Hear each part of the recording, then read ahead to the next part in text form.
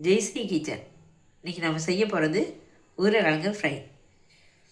அது எப்படி செய்யலான்னு பார்க்கலாம். வாங்க வீடியோக்குள்ளே போகலாம். உருளைக்கிழங்கு வேக வச்சு எடுத்து வச்சுருக்கிறேன், நறுக்கி வச்சுருக்கிறேன். அடுத்ததாக மிளகாய்த்தூள்,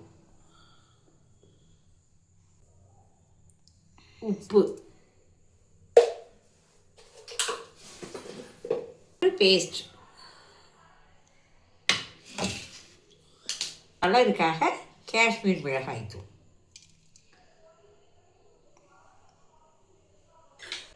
இது எல்லாத்தையும் போட்டு ஒன்றா கொஞ்சம் தண்ணி ஊற்றி கிளறி வச்சிடலாம்.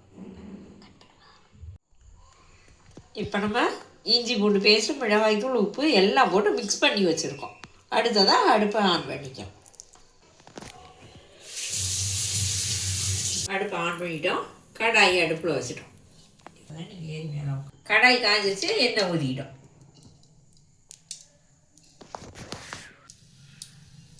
எண்ணெய் காஞ்சிருச்சு, கொஞ்சமாக சோம்பு போட்டு வெங்காயம், கறிவேப்பிலை,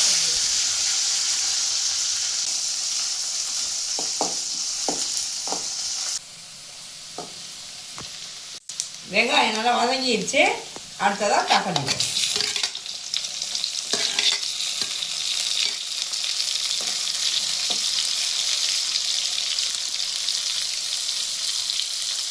தக்காளி நல்லா வதங்கட்டும். கொஞ்சம் நேரம் மூடி போட்டு மூடி வைக்கிறோம். அதுக்கு முன்னாடி கொஞ்சம் கொத்தமல்லி போடுவோம்.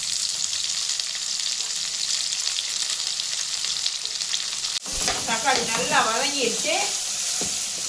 அடுத்ததாக நம்ம அந்த உருளைக்கிழங்கு போட்டிக்கிறோம்.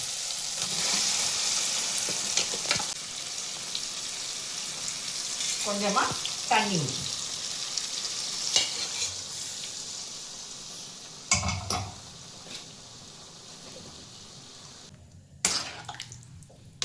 கொஞ்சமாக நல்லா தண்ணி ஊற்றியிருக்கோம்.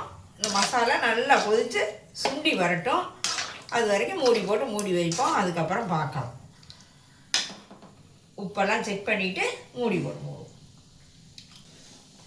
காரம் உப்பு எல்லாம் கரெக்டாக இருக்குது. அப்படியே மூடி போட்டு மூடி வச்சு இப்போ நம்மளோட உருளைக்கிழங்கு மசாலா ரெடி ஆகிடுச்சான்னு மூடியை ஓப்பன் பண்ணி பார்க்கலாம். பாருங்கள், தண்ணியெல்லாம் நல்லா வற்றிடுச்சு. கொஞ்சம் கிரேவியாக தான் இருக்குது.